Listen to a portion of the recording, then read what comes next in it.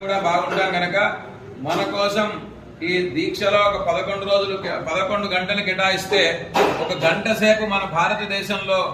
భారతదేశం గురించి మన భారతదేశంలో పోరాడుతున్నటువంటి మనమందరం కూడా సుఖంగా ఉండడానికి వారు నిద్ర ఆహారాలు మాని మన కోసం పోరాడుతున్నటువంటి మన సైనికులందరికీ కూడా మంచి శక్తి రావాలని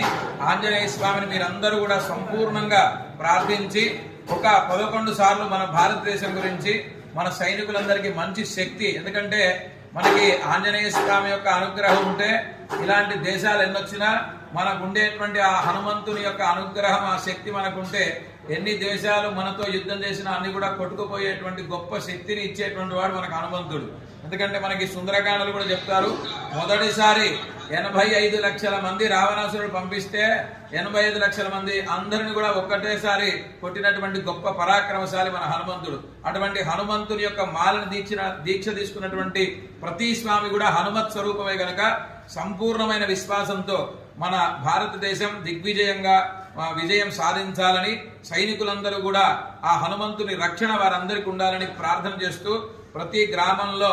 రోజుకు ఒక 11 సార్లు మన హనుమత్ స్వాములందరూ కూడా హనుమాన్ చాలీస పారాయణం చేసి మన ఉండేటువంటి సైనికులందరికీ కూడా మన హనుమంతుని రక్ష ఉండాలని మనం అందరం కూడా కలిసి ప్రార్థిద్దాం. జై శ్రీరామ్, జై శ్రీరామ్, జై హనుమాన్, జై హనుమాన్, బోల్ భారత్ మాతా కీ జై.